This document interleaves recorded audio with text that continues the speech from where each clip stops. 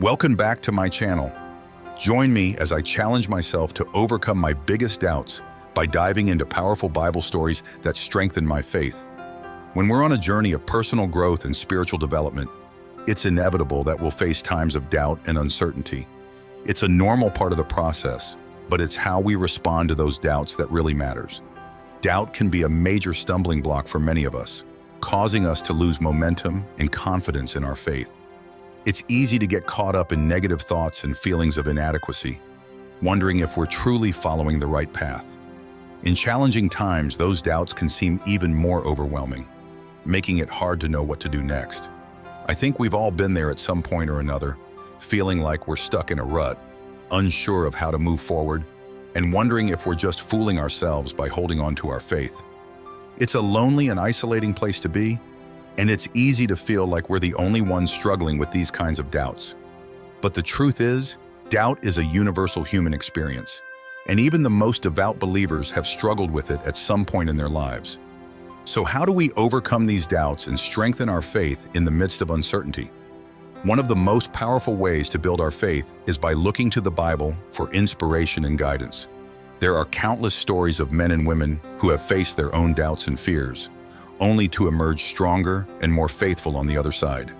Let's take a look at a few of those stories that I find particularly inspiring. One of my favorite stories is that of Peter walking on water. You know, the one where Jesus is standing on the shore and Peter gets out of the boat to walk towards him? At first, Peter is doing great. He's walking on water, just like Jesus.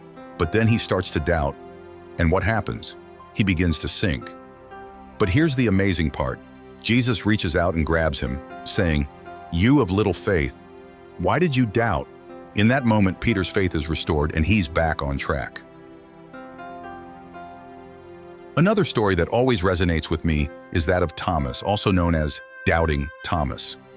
After Jesus' resurrection, Thomas refuses to believe that it's really him, saying, "Unless I see the nail marks in his hands and put my finger where the nails were, and put my hand into his side, I will not believe." But then Jesus appears to Thomas and shows him his wounds. Thomas's response is incredible. He falls to his knees and says, "My Lord and my God." In both of these stories, we see faith triumphing over doubt in the most incredible ways. Peter's faith is restored when he reaches out to Jesus, and Thomas's faith is ignited when he sees the evidence of Jesus' love for him. One of the most powerful moments in these stories is when Peter gets out of the boat to walk towards Jesus. That takes so much courage, because he's leaving the comfort and security of what he knows behind. But he's driven by a desire to be closer to Jesus, even if it means stepping into the unknown.